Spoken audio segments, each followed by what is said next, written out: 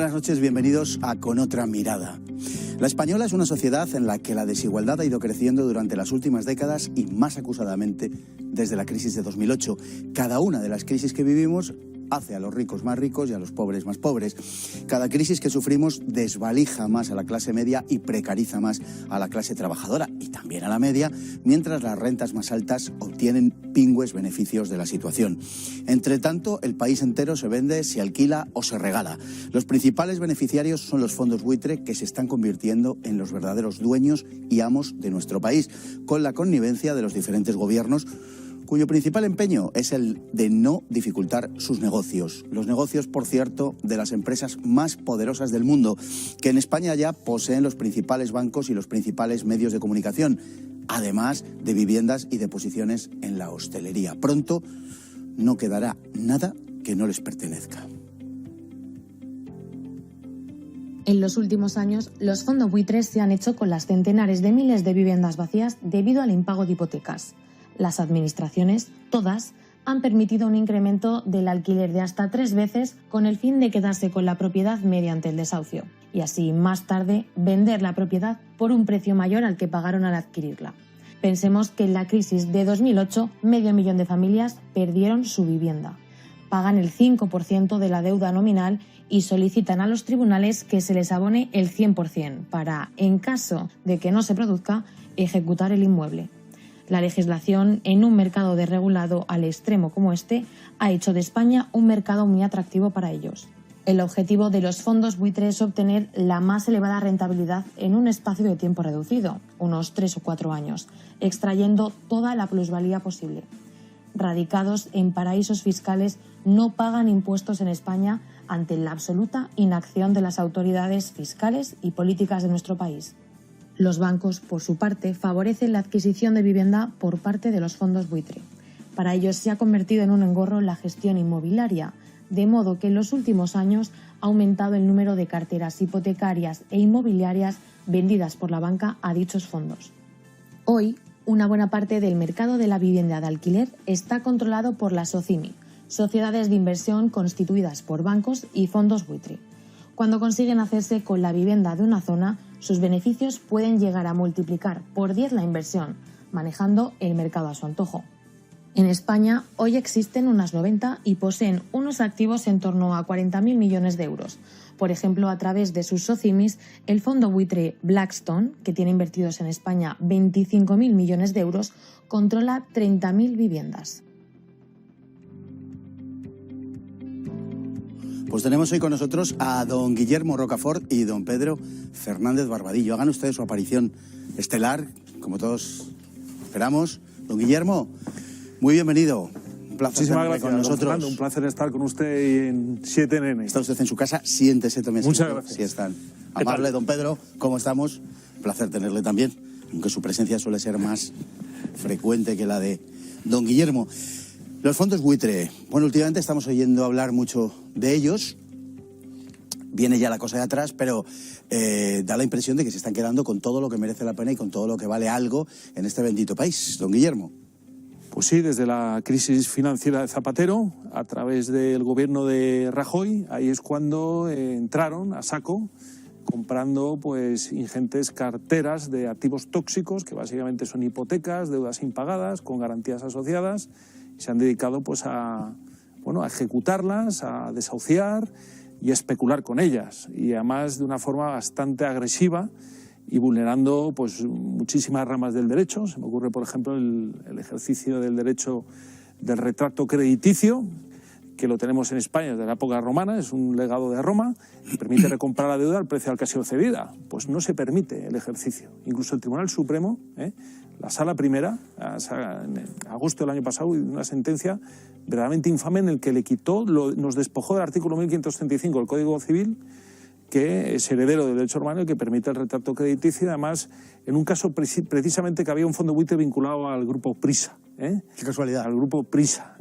Siempre hay, ya sabemos que el grupo Prisa pertenece a fondos buitre y es un ejemplo de cómo, digamos, han entrado en todos los sectores. Lógicamente el sector mediático es fundamental, ahora el sector financiero, sector de la construcción, sector de la sanidad, en fin, residencias de ancianos, farmacéuticas también. Hostelería. hostelería fundamental. Van planeando la sombra de los buitres sobre una hostelería que lógicamente está en vacas flacas por razón de lo que está sucediendo en el mundo, pero concretamente en España, muy afectado porque la situación, vamos a llamarla así, aceptemos barco como animal acuático, la situación pandémica, decía, lo permite y parece casi pues una consecuencia lógica. Es que si no puede viajar la gente, claro, la principal industria de España es el turismo, y si no hay turistas, pues las empresas hoteleras, las empresas de cruceros, las empresas auxiliares del sector, pues se acercan a la quiebra, porque las ayudas de la SEPI ya sabemos para quiénes van, y entonces tienen que poner a la venta sus activos, sobre todo las empresas que cotizan en bolsa y que están obligadas a mantener unos ratios de solvencia. Aquí también estamos viendo que desde la crisis financiera de 2008 los fondos de inversión están cambiando su naturaleza. Antes eran inversores que compraban un porcentaje de una empresa y esperaban los dividendos o esperaban la revalorización de las acciones o de los activos. Ahora, desde hace unos 10, 12 años, intervienen de manera muy potente en la dirección de la empresa. En unos casos imponen la llamada Agenda 2030, la transición a una economía verde, a la descarbonización de la sociedad, a la imposición de las cuotas, de los planes de igualdad de género y demás. Y, por supuesto, también a estos asuntos de intervenir en la gestión, en compra de inmuebles, compra-venta de inmuebles de una manera que podríamos decir casi de subastas. Es decir, que, y esto va para los dos, las actuaciones de estos fondos de inversión vienen con una evidente carga ideológica. No es un capitalismo predatorio, carroñero, podríamos decir, en su actuación, y, como digo, viene trufado, viene relleno de una carga ideológica clara, ¿no? Así es. Además, si me permites, Fernando, me gustaría hacer una comparación con lo que ha pasado recientemente en Irlanda. Ya sabemos que en España el Sareb, que ha sido como el intermediario para traspasar muchos fondos tóxicos... Lo que pasa es que del Sareb hablaremos más tarde. Bueno, simplemente para decir que Irlanda tiene una ley que ha sido atacada por parte de la Comisión Europea, en el sentido de que obliga a registrarse a los fondos buitre. Aquí no tienen ningún tipo de regulación, no dependen del Banco de España. Allí ya sí que dependen del Banco de Irlanda. Y luego, por otro lado, han implantado una ley muy interesante que obliga, cuando ellos adquieren un crédito tóxico, informar al deudor de que su crédito ya no pertenece al banco X o al banco Y, lo cual es una señal de transparencia. Aquí no. Aquí nada. Aquí nada. Y la Comisión Europea ha saltado como... pues muy nerviosa, pues como asalta contra Hungría, contra Polonia, también contra Irlanda, porque según ellos eso va contra, la libertad del mercado crediticio, cuando realmente es un derecho de los deudores, de los hipotecados en este caso, conocer que menos que quién es tu acreedor, cosa que aquí se niega en España. También la Comisión Europea hace años, cuando acabaron las privatizaciones de las empresas del sector público, saltó contra la acción de oro que los gobiernos de Aznar, que habían puesto un derecho de veto en las empresas de línea que se acababan de privatizar, Telefónica, Repsol, Endesa. Sin embargo, no clamaba contra, por ejemplo, la empresa Electricité de France, que tenía en ese momento pues el 98% del mercado eléctrico francés. O sea, a la Comisión Europea le preocupaba la libertad de competencia y la libertad empresarial en España, pero no en Francia. Sorpresas que da la vida, don Fernando. Así es, don Pedro. Llama la atención, ya conocemos, y por sus obras les conoceréis, pero llama la atención que un gobierno tan reputadamente de izquierdas como este, una de cuyas partes, Podemos, se ha llenado la boca en numerosísimas ocasiones de clamar contra estos fondos buitres, realmente solo lo ha hecho, digamos, en cuanto a la narrativa político-ideológica, pero luego en la realidad, les pregunto, ¿han hecho algo al respecto? Absolutamente nada. O sea, llevan ya 2 años en el poder prácticamente y no han hecho ninguna modificación legislativa que dé derechos al deudor pues para oponerse, para intentar recomprar su deuda, que es, como digo, es un derecho que tenemos los españoles de hace 2000 años. Además han convertido en, digamos, la entrada, es interesante porque, digamos, cuando han comprado cientos de miles de hipotecas litigiosas, realmente a quienes están haciendo objeto de especulación es al conjunto de españoles en su totalidad, pero sobre todo a la justicia. porque están comprando básicamente pleitos litigiosos. Entonces, ¿cuál es el valor de un pleito litigioso? Tiene en cuenta factores, la justicia, la rapidez, digamos, si son buenas o malas. Entonces, el valor es muy bajo. Había una sentencia en los años 50 del Tribunal Supremo muy interesante a colación del retrato crediticio, que es el derecho a recomprar la deuda que ha sido cedida, es decir, comprado por un tercero. Decía que no se podía conseguir, que no, digamos, era incompatible con la dignidad de la justicia hacerla objeto de especulación. Y ahora mismo la justicia española es la principal víctima de este traspaso masivo de créditos litigiosos donde ni al dudoso se le informa, lo cual demuestra hasta qué punto la justicia y los propios jueces son los que se han puesto en la balanza de la especulación, y el precio final realmente es que es muy bajo, lo cual demuestra hasta lo mal que está la justicia, ¿no? Habría que volver, digamos, a esas leyes. Todavía quedan reminiscencias de la ley de represión de la usura, pero sobre todo al Foro del Trabajo, en el que decía que en España la especulación está absolutamente prohibida a cualquier tipo de forma.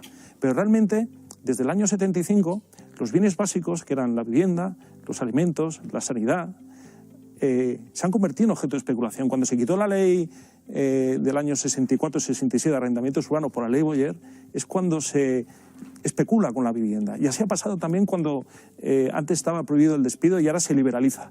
O sea, el trabajo, que es un bien básico, se convierte en objeto de mercado especulativo. La vivienda también, la salud también.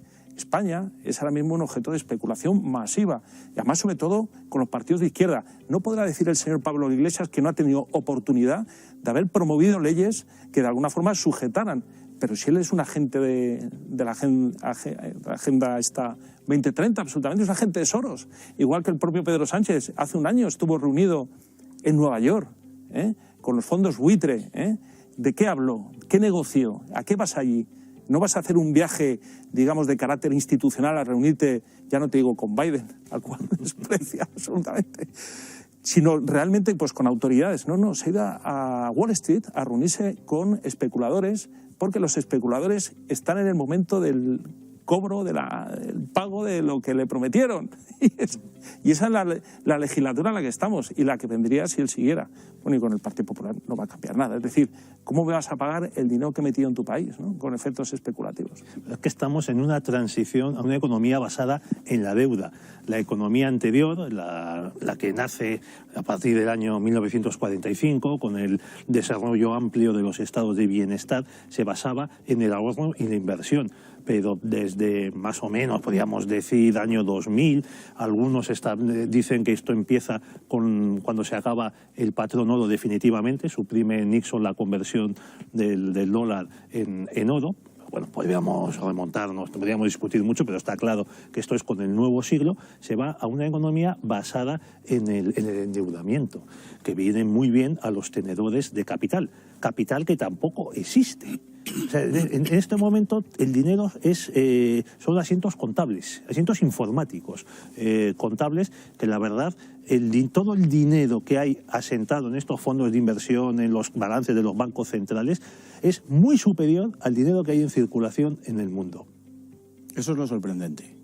Y porque cada vez aumenta más esa diferencia. Y es que encima tenemos el enfrentamiento que hay dentro de la zona euro entre alemanes, holandeses, austriacos, finlandeses por un lado, y por otro lado españoles, italianos, franceses y belgas, porque las deudas públicas de estos últimos países superan ya el 100% del PIB, y no parece que eso vaya a solucionarse. O sea, ahora te dicen los grandes expertos, incluso mucho catedráticos de economía, que puedes tener una deuda pública superior al 100%, o sea, una deuda que no se paga ni con todo el PIB producido, toda la riqueza producida en un año de trabajo de ese pueblo, porque total, mientras puedas ir pagando los vencimientos, no pasa nada. Vamos a ver qué empieza a pasar a medida que se vayan subiendo los tipos de interés, que va a suceder este año. Claro. Bueno, vamos a retomar el tema hacia la cuestión de la SOCIMI, que es, pues en realidad es una especie de acuerdo entre los bancos y los fondos buitre para repartirse la vivienda de una zona. En realidad es como está funcionando. Y les está llevando a obtener unos beneficios fabulosos, en ocasiones el 100% del beneficio inicial, y a veces incluso se ha llegado de la inversión, y a veces se ha llegado incluso a multiplicar por 10 el valor original de la vivienda. Esto es considerablemente escandaloso, ¿no? Pues sí, la verdad es que las SOCIMI son como las SICAP para las personas físicas. Eso es. Es decir, una forma para que la oligarquía no pague impuestos. Están prácticamente exonerados de impuestos de sociedades. Están exonerados de impuestos de transmisiones patrimoniales. Están exonerados del impuesto de actos jurídicos documentados. Yo, como ciudadano individual, quiero ser una SOCIMI, pero yo no puedo ser. Yo tengo que pagar un IVA de un 10%, por ejemplo. En primera adquisición creo que está en el 10%. Una cosa escandalosa. Yo tengo que pagar un IBI escandaloso. Yo tengo que pagar un ITP escandaloso. ¿Qué significa esto? Pues esto explica más el crecimiento del precio de la vivienda desde el año 85. Ahora que dicen que hay una ley de la vivienda, que es un completo churro, zonas tensionadas, o sea, las típicas burocracia, estupideces soviéticas de los progres, es tan fácil como limitar el incremento de la renta, como hizo la ley del año 64 66 en la época de Franco. No se puede aumentar la renta sin el consentimiento del acreedor. Perdón, del inquilino. Bueno, yo ahí déjame no que estoy termine. de acuerdo.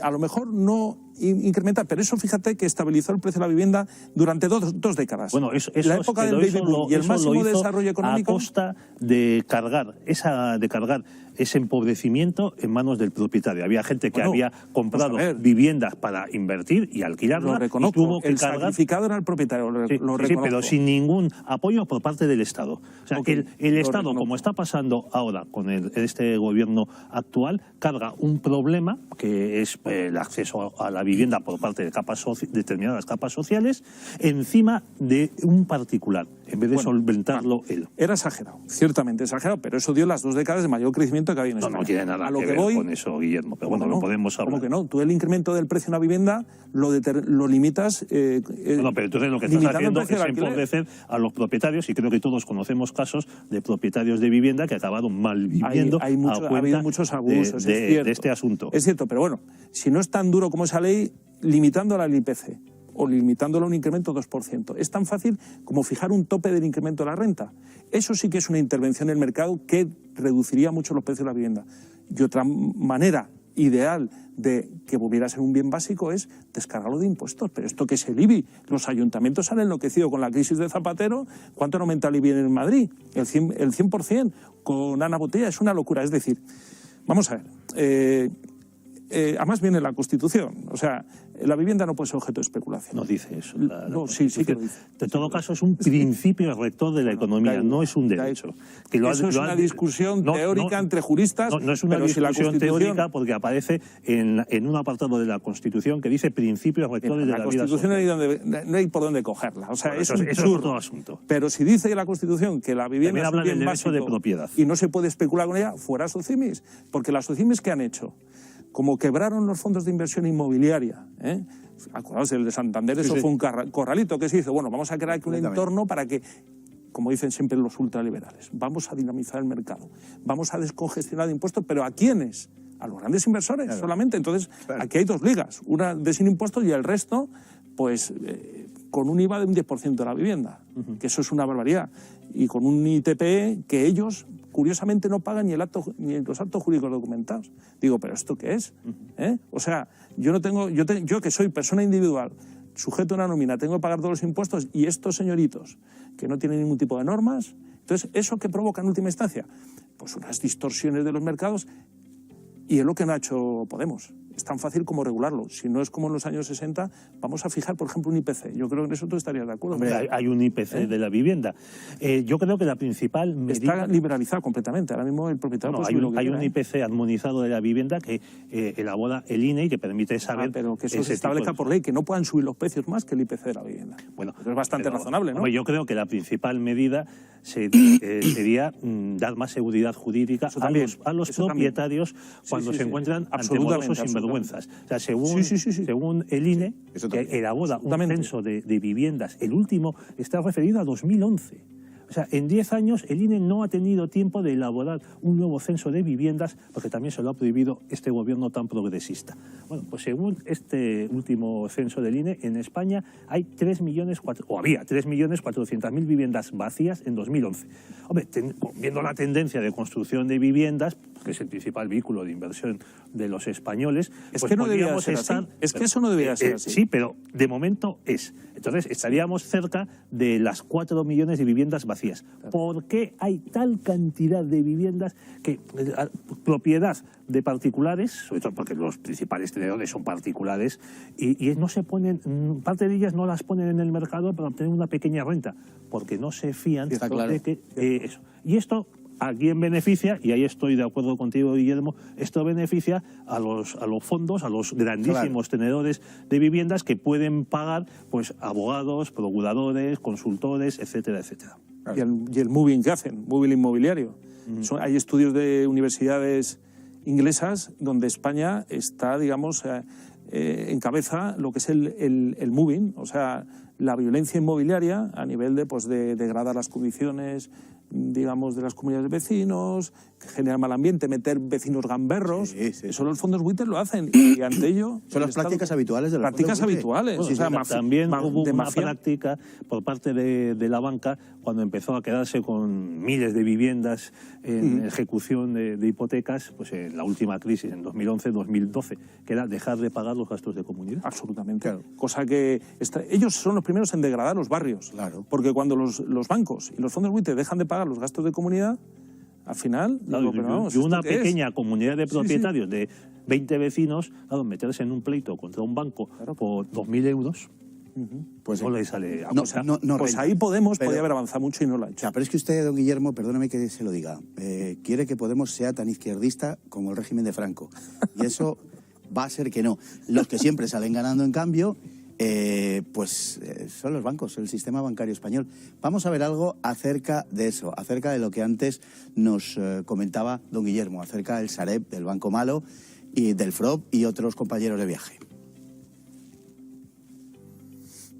La Sociedad de Gestión de Activos Procedentes de la Reestructuración Bancaria, más conocida por su acrónimo Sareb, es lo que se conoce como Banco Malo. Está participada en un 55% por capital privado y en un 45% por capital público a través del FROB.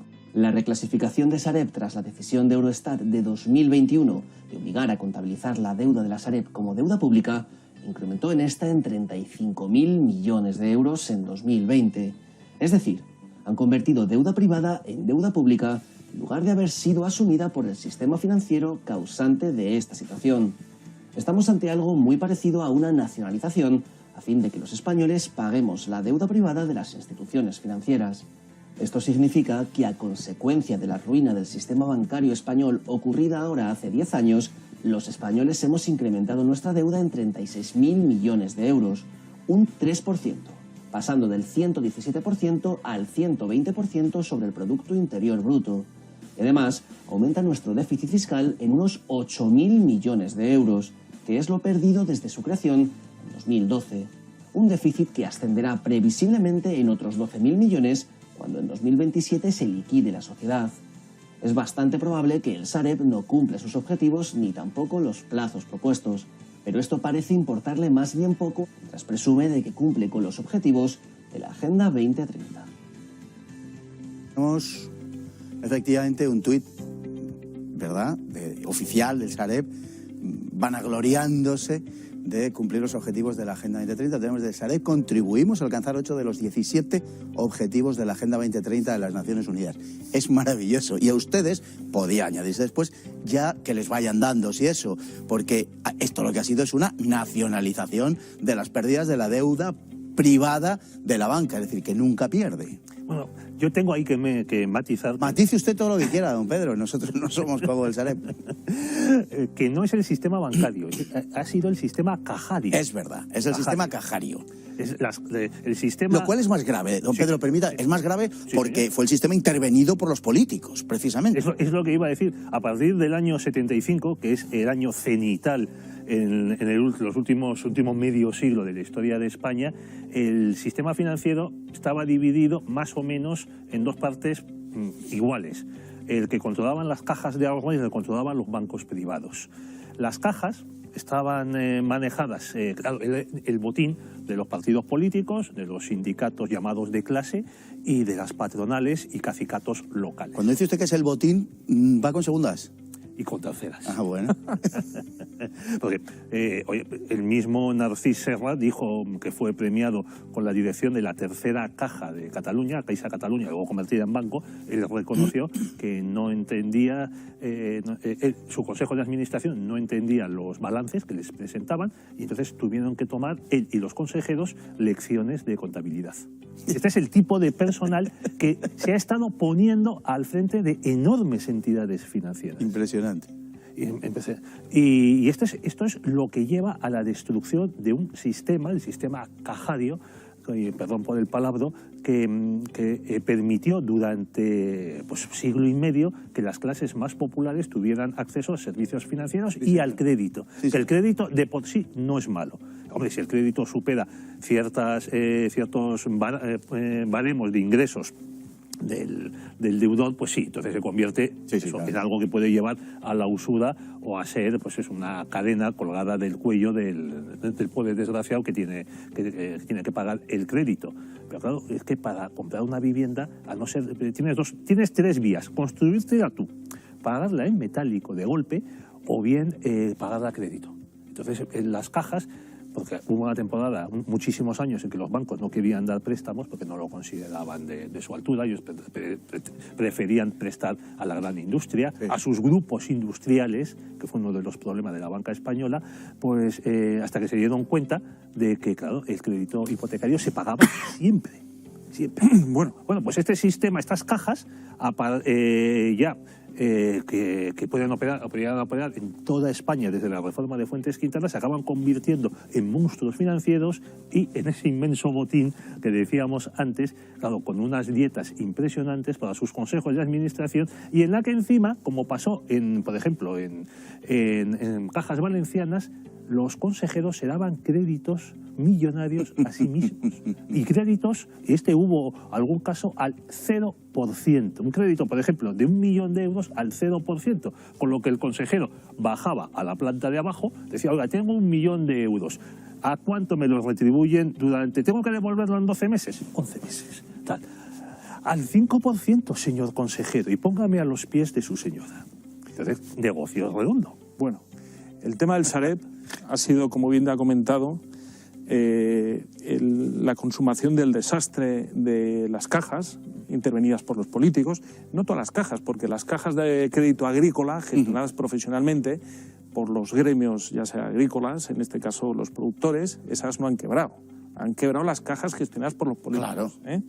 Eso es importante. Ha sido la nacionalización. Una operación de 51.000 millones de euros, en la cual se esperaba que el Sareb fuera liquidando los créditos tóxicos que le habían endosado, pues de una forma dinámica, de una forma proactiva, negociando con los deudores, para que no se tuviera que cumplir la garantía del Estado, que es al final la que ha obligado a que reconozcamos 35.000 millones de euros como deuda pública. Hemos pasado el Producto Interior Bruto, la deuda, del 117 al 120%. Ha supuesto 3 puntos porcentuales.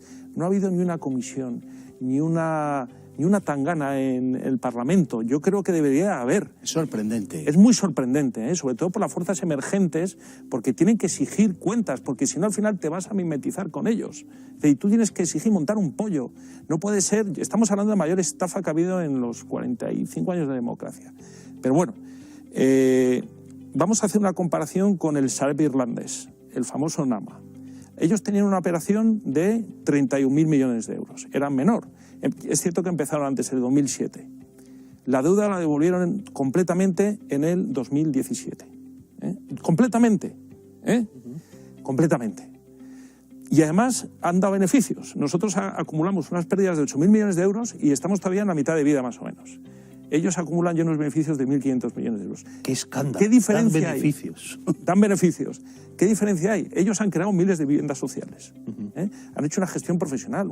Pero aquí, amparados en el secretismo de esa especie de relación, ese contubernio de Múnich que hay ahí metido, o de Neo-Múnich, se han repartido las joyas de la corona del Sareb. ¿A quiénes? A los fondos buitre. Operaciones a dedo.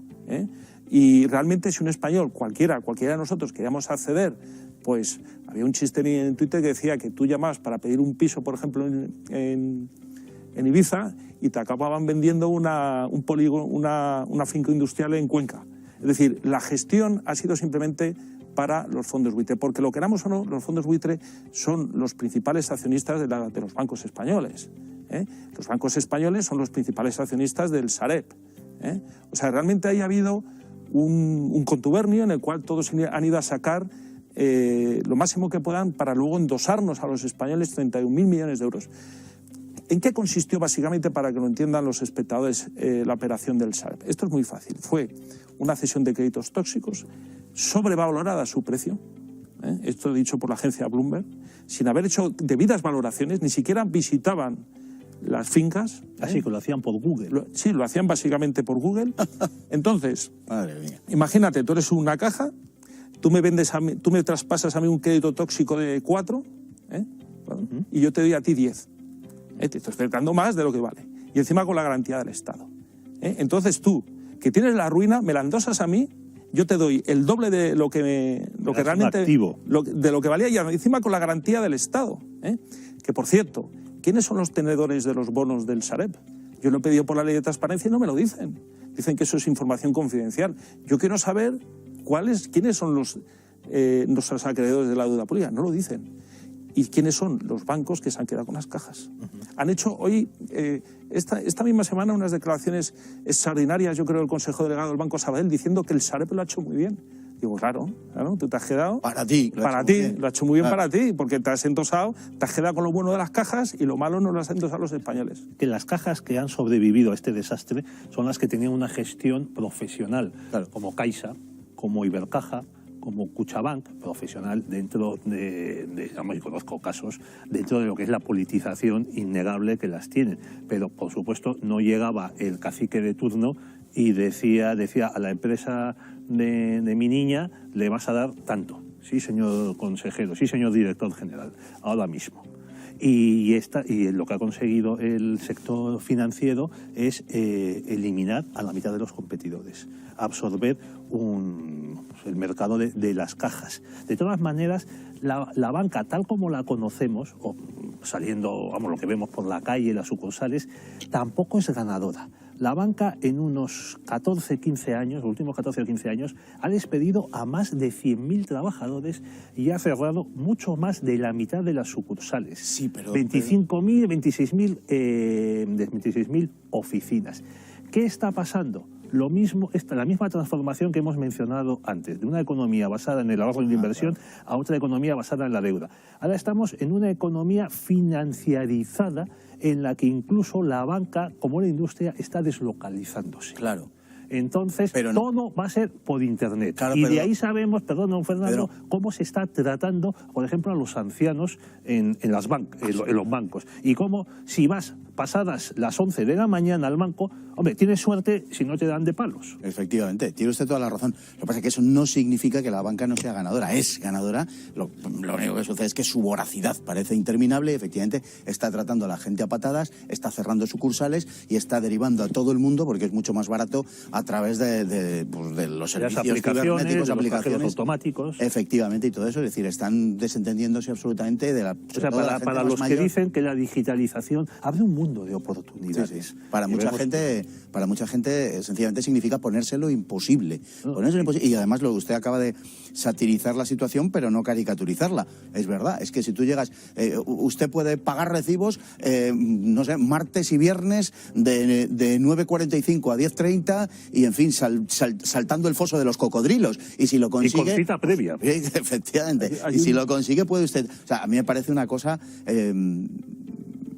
absolutamente impresentable, y que nadie obligue, desde donde se puede obligar, es decir, desde el gobierno y las administraciones, a la banca a dar un servicio a los ciudadanos. Se han apropiado nuestro dinero, se han apropiado de nuestro trabajo y nuestro esfuerzo, y parece que es suyo. Cuando vas a sacar dinero, te están haciendo un favor. Es que parece que lo tienes que pedir por favor. En fin, ya tenemos una imposibilidad de tener más de una cantidad de dinero contante y sonante, con la excusa del fraude. Y hacer pagos en metálico. Y efectivamente, pagos en metálico, y, hombre, ya está bien. Y, en fin, iba a decir una barbaridad que les voy a ahorrar a ustedes, pero que ya se pueden imaginar que es intolerable, que además esto en fin, desde un gobierno que se llama de izquierda, y no es por atizarle al gobierno, es que por supuesto en otros casos lo damos por hecho, es decir, a nadie le extraña que el Partido Popular legisle en favor de la banca, hablando claro, pero es que el Partido Socialista y Podemos lo están haciendo tanto o más que lo ha hecho el propio Partido Popular. Y Bildu también No, está Bildu, con los fondos buitre. Quiero dar un dato muy interesante sobre los fondos buitre para que veamos hasta qué punto, y esto lo vinculamos con la pandemia y la geoestrategia internacional,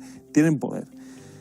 En las negociaciones que tuvieron por la guerra comercial entre China y Estados Unidos, que además en esa primera fase de negociaciones que realmente Trump le dobló el brazo a Xi Jinping, le impuso que liberalizara su mercado, el mercado chino, para que entraran los fondos buitre en el mercado chino. Qué curioso que al poco tiempo viene la pandemia y ya no han entrado los fondos buitre en el mercado chino. O sea, realmente para que veamos hasta qué punto, digamos, forman parte de esa geoestrategia mundial y cómo hay veces, como en este caso, China ya no reconoce esas negociaciones porque el contexto ha cambiado radicalmente, claro, y no quiere que entren los fondos buitre. Como por ejemplo en Japón, la Ley de Seguridad Nacional impide que entre este tipo de fondos, porque este tipo de fondos socavan, como decían los romanos, la paz de las familias, la estabilidad, el orden social. Es decir, cuando se desahucia una persona, cuando se despide una persona, se crea un daño social que por mucho que vaya luego con los servicios sociales, yo prefiero una sociedad que no tenga servicios sociales porque la sociedad ya se gestiona a sí misma. Pero vamos creando cada vez mayor número de damnificados, mientras los fondos buitre van teniendo que haber mayor poder, mayor influencia a todos los niveles, mediático, político, judicial, ecológico. Entonces, claro, realmente ahora mismo España pues está completamente desamparada y bueno, lo único que nos queda es fijarnos pues en casos como en Irlanda, en casos como en Japón, para que el día de mañana digamos pues que los fondos buitre pues, que van a ser regulados, van a ser supervisados, y ya veremos cómo a través de esas leyes ellos van a otros países, porque seremos un territorio hostil. Lo que pasa es que al final, don Guillermo, eso es una cuestión que tiene mucho que ver con la cultura política. Es decir, eso en Irlanda efectivamente sale como sale y en España sale como sale. Aquí le damos un cheque en blanco a los políticos a los que elegimos, porque en caso de que vengan los otros, todos nos parecen infinitamente peor y por tanto somos rehenes permanentemente del miedo al otro, y en consecuencia, pues bueno, el gobierno español hace lo que hace, que es entregar el país literalmente a los fondos buitre, mientras en otros sitios se les trata de otra manera. El resultado es el que es. Esto es un saqueo de los españoles en beneficio de una gran casta, y siempre ganan los mismos aquí y siempre pierden los mismos, y una de las, digamos, de los hechos más reseñables a este respecto, lo vamos a ver ahora, que es el asunto de la SICAV. No podemos marcharnos sin decir algo al respecto de esto. Vamos a ver algo sobre esto. Me gustaría. Las SICAV son un instrumento creado por el gobierno de Felipe González en 1985 para ganarse a las grandes fortunas españolas. Suponen la creación de una especie de paraíso fiscal interno del que se benefician unas 3.500 familias y por el que se excluye a estas del pago de impuestos. De hecho, estas grandes fortunas tan solo tributan el 1%, lo que contrasta con las asfixiantes exigencias impositivas a la clase media y trabajadora. Este mes de enero el Gobierno ha aprobado una amnistía fiscal para las SICAV que durante 35 años han estado sin tributar en España al convalidar todas las plusvalías latentes. Estas podrán ser desplazadas sin tributación a través de la neutralidad fiscal a países como Luxemburgo, un verdadero paraíso fiscal, o a fondos de inversión que gozan del mismo porcentaje de tributación que las SICAV, el 1%. Con esta amnistía el incremento recaudatorio va a ser inexistente. La mejor prueba es que en los últimos años el número de SICAV se ha reducido en unas 1.500, al tiempo que lo ha hecho también el volumen de su patrimonio. Esto quiere decir que se está produciendo una huida de las antiguas fórmulas a las nuevas, más flexibles aún. El objetivo es que todo continúe igual. Don Guillermo, ¿son las SICAV un paraíso fiscal interno? Naturalmente un paraíso fiscal dirigido solo a un determinado grupo, que además no es muy numeroso, pero que tiene muy buenas conexiones con el poder.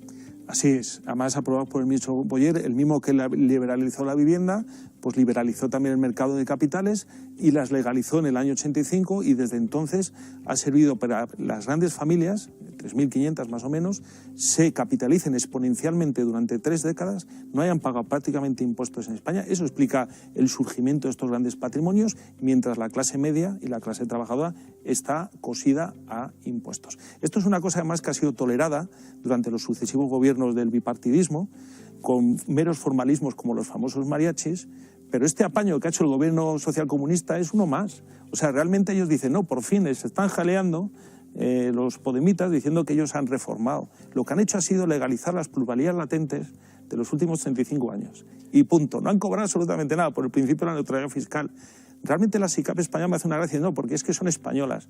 La mayoría de su patrimonio lo invierten fuera de España. Son los primeros que cuando fue la crisis de Zapatero empezaron a vender deuda pública española. Ellos son cómplices del hundimiento y de la prima de riesgo española, porque son insolidarias por sí. Entonces, realmente, ahora mismo, ¿qué ha cambiado con el gobierno social comunista? Lo mismo que con la SOCIMI y con la vivienda y con todos, pues zonas tensionadas, lo que dice Pedro, burocracia, mera demagogia, mientras que los que tienen estos patrimonios, pues unos se lo llevan a Luxemburgo. Ahora, curiosamente, dicen, bueno, vamos a transformar la fórmula de los mariachis. Ahora ya no es necesario o sea, antes era una acción. Explique usted lo que son los mariachis. Los mariachis, que no tienen nada que ver con los cantantes mexicanos. Efectivamente. Una sociedad SICAP es una sociedad de inversión colectiva y, por lo tanto, es una sociedad de inversión colectiva y una colectividad detrás. La realidad es que hay un único inversor, que es el de referencia, y luego hay 99 o 100 que tienen cada uno de ellos una acción. Eso es obligatorio por ley. Por ley, que Siempre. son empleados de los bancos, de las comercializadoras, de las agencias de bolsa. Ahora dicen que les exigen 2.500 euros a los mariachis, y ya ha habido un gran banco en España. A los inversores individuales que tienen una acción. Efectivamente, ahora les exige 2.500 euros, pero ya hay una entidad financiera que ya dice, yo te doy a ti los mariachis con 2.500 euros cada uno de ellos. ¿Cuánto es eso? 250.000 euros. Las SICAP de patrimonio medio tienen 100 millones de euros. O sea, realmente lo que tenían que haber hecho es limitar un porcentaje máximo del accionista de referencia. Es decir, uno solamente puede tener un 20%. ¿Por qué? Porque ya no controla la sociedad, repartes dividendos obligatoriamente, materializa las plusvalías, que ahí está el quid de la cuestión. ¿Dónde está el quid de la cuestión? Que las SICAP nunca reparten dividendos, nunca reparten los beneficios. Por lo tanto, no se inserta en la declaración del IRPF y no pagas el 23% correspondiente. Esa es la clave, pero ahora con la neutralidad fiscal... O sea, Podemos, el Partido Comunista, está en la neutralidad fiscal, cosa que es bueno saberlo para los patriotas españoles, que sepamos que no es nada más que una cara un poco gamberra, alborotadora, pero del mismo comunismo feroz. Perdón, comunismo, fíjate, donde el comunismo y el capitalismo se unen es precisamente en la SICAP, en la SOCIMI y en los fondos buitre. Son dos caras de la misma moneda, que nadie, la gente no se engañe, que les están engañando realmente. O sea, son tentáculos de un mismo hiedra, ¿sabes? Que es la usura, lo que decía perfectamente Pound, ¿no? Sobre la usura, ¿no? La usura lo corroe todo. España está corroída por la usura. Y está en la usura la derecha liberal y la izquierda, pero hasta Bildu. O sea, Bildu, y esto lo tienen que saber los porrocas y los aberchándales de allí, o sea, están en los fondos buitre. Vamos, y eso no lo tenemos que tener bien claro. Se han insertado en la moqueta del fondo buitre. Empezaremos a ver gestores en los fondos buitre que sean de Bildu, con el pendiente en la oreja, perfectamente aclimatados y desahuciando, como han hecho pues la Comunidad de Madrid, el IBIMA, la empresa municipal de bien de suelo, porque, por ejemplo, en el caso que decías antes, don Fernando, del socialismo de Franco hizo 5 millones de viviendas para pobres sin SOCIMIs y sin desahucios. Yo no conozco un caso de un solo desahucio en la época de Franco. 5 millones. 5 millones de viviendas. Y ahora, si los han desahuciado a todos, todo el parque de vivienda social se ha vendido a los fondos buitre, por parte con la complicidad de la derecha y de la izquierda. Entonces la gente, pues algún día que abra los ojos y diga, pues mira, me quedo con un socialismo de un señor bajito, gordito y con fajín, que no de uno con coleta y con piojos en la cabeza, que es lo que es Pablo Iglesias, que es un lacayo del capitalismo. Hay una sola realidad, por decirlo de alguna manera, y hay distintos discursos. Y la izquierda está brindando su discurso y, por tanto, una coartada moral al capitalismo más predatorio. Es eso, esa es la definición, don Fernando, esa es la definición. Es la explicación, vamos a decir, demagógica, el envoltorio de toda esta porquería, para que los hooligans y los talibanes y los que incitan con el odio, de alguna forma se sientan satisfechos cuando metan en una urna un papelito que ponga un tío con una coleta. Y ahí sigue la SICAP. Y ahí siguen. Hombre, volvamos a matizar. Cuando Miguel Boyer aprueba estas medidas de liberalización de la vivienda, de los solares, de los locales comerciales y de la SICAP, también lo hace dentro de los planes de España para ingresar en el mercado común europeo. Todo eso venía impuesto por Bruselas. La SICAP, la única manera de combatir a la SICAP es a nivel, al menos, europeo. mientras no exista esa decisión de reprimir este producto financiero, va a seguir existiendo. Y empeñarse en que España puede regularlo o puede de alguna manera controlarlo es absurdo. No se va a poder hacer porque la libertad de circulación de capitales, que es uno de los pilares del mercado interior europeo, sigue existiendo y estos se van a poder mover a Luxemburgo, cuya única industria y muy próspera es la industria de los fondos de inversión, la industria financiera. Indudablemente, don Pedro, lo que pasa es que Europa ha dejado de ser en muchas cosas lo que era. Eso ya es otro asunto. Y para otra, sin embargo, sigue fiel a su espíritu fundador, ¿no? Entonces, esto es uno de los casos donde, precisamente porque el Partido Socialista, y tiene usted en eso toda la razón, porque el Partido Socialista estaba preparando a España para la entrada en la Unión Europea, en la Unión Europea que llamamos hoy, precisamente por eso es por lo que el Partido Socialista ha jugado, entre otras cosas, pero de forma muy importante esto, ha jugado un papel pues de agente de ese capitalismo transnacional que al final está poniendo el país en venta. Es que la realidad, o sea, hay un vínculo entre todo lo que ha hecho el Partido Socialista en los últimos 40 años, en términos económicos, y hay un vínculo que muestra de forma descarnada que España está en subasta, que España ha entrado en una subasta, que aquí todo se compra, se alquila y, como hemos dicho en el vídeo, incluso se regala. Y se regala no precisamente, digamos, para activar una economía nacional, porque no hay sociedad civil en España, no hay inversores y no hay una clase media. La han destruido. Hay unas transferencias enormes de riqueza de la clase media y clase trabajadora a las rentas más altas. Es que la clase media ha perdido un 12 o un 13% de poder adquisitivo desde la crisis de 2008. Es decir, lo que hay es una destrucción del tejido social español y se está operando a través de este tipo de cosas. Claro, que sea iniciativa del Partido Socialista la creación de la SICAP para preparar a España y lo que se quiera la entrada de la Unión Europea, pero no cabe la menor de las dudas que le retrata a ese Partido Socialista pues como el mejor gestor de los grandes intereses, como llegó a decir en su momento el propio Solchaga, ministro de Economía del PSOE. Solchaga dijo que la mejor política industrial era la que no existía. La que no había, por eso el PSOE es el que ejecuta la gran desindustrialización de España. Claro.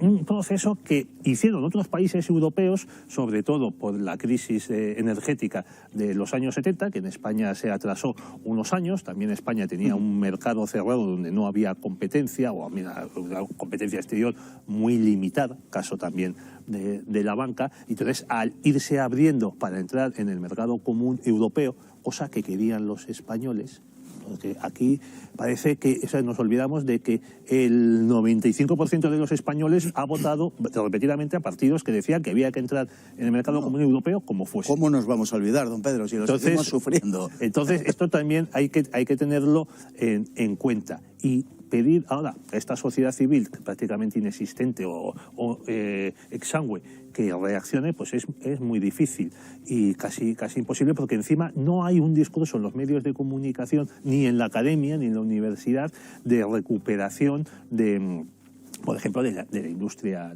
española o de alternativas. Por ejemplo, en Chile había hace años una medida legal muy interesante que permitía que viniese cualquier inversor extranjero y entrase en la bolsa, comprase el lunes, vendiese el martes y se fuese con sus beneficios. Ahora bien, si lo hacía de lunes a martes, pagaba una tasa de impuesto muy alta. Si esperaba un año, pagaba una tasa mucho más baja. Con lo que al fondo de inversión o a quien sea le interesaba mantener esa inversión durante un año. Bueno, pues esa medida tan sensata recibió ataques de organismos internacionales porque decía que iba contra la libertad de circulación de capitales. Pues eso, don Pedro, si es que al final desembocamos en lo mismo. Es que en las complicidades de la élite española, de la oligarquía española, con otros intereses que no son los del pueblo español. Es que la oligarquía española son los camareros de la oligarquía mundial, así como parecen los españoles destinados a ser los camareros pues de los ricos alemanes y holandeses. Pues así es, exactamente así. Ponía antes don Guillermo el ejemplo irlandés, del que podríamos tomar largas muestras, porque el crecimiento de Irlanda ha sido algo asombroso, sencillamente, en los últimos tiempos. Y, hombre, ya puestos a venderse, ¿no? Por lo menos a venderse para sacar beneficios y para venderse bien. Pero es que lo que hacemos aquí no llega a eso. Es decir, en Irlanda, un país mucho más pequeño, un país que tenía menos renta que la española en 1975, y sin embargo ahora nos duplica la renta. Bueno, por lo menos que no se lo lleven los 4 listos, que son además los de siempre, las 4 familias que manejan pues las distintas instancias políticas, bancarias, mediáticas, y que hoy están al servicio, no ellos, sino que han dispuesto al pueblo español al servicio de los intereses de una élite que rebasa las fronteras nacionales y de una, bueno, llamarle élite me van ustedes a perdonar, pero de una oligarquía que solo defiende los intereses de su propio grupo y que se desentiende, por supuesto, de los intereses de sus respectivos pueblos, sobre todo en el caso de España, porque ya vemos que en otros, como el de Irlanda, por ejemplo, eso no es tan acentuado. Bueno, gran parte del beneficio de la riqueza que ha tenido estos años Irlanda se debe a que negociaron durante su adhesión a la Unión, al mercado común europeo, mantener el tipo del impuesto de sociedades en el 12%. Es decir, también Irlanda ha crecido, digamos, detrayendo contribuyentes grandes al resto de los europeos. Claro. Por ejemplo, muchas multinacionales, como estas de Google, Apple, Amazon, que actúan en España, tributan en Irlanda. Claro, es decir, defendiendo los intereses de su país. Bueno, nos tenemos que ir, me temo, pero esto no termina aquí. Ojalá. Quiero decir que esta temática tampoco termina aquí. Don Pedro, don Guillermo, muchísimas gracias. Le convocamos para seguir dando palos a quien hay que dárselo, porque vamos a defender siempre los intereses de nuestro pueblo. Quien los ataque, defenderemos siempre a los nuestros. Muy buenas noches, muchísimas gracias a los dos y a todos ustedes, pues igualmente. Muchísimas gracias por estar ahí cada noche y nos vemos mañana, Dios mediante.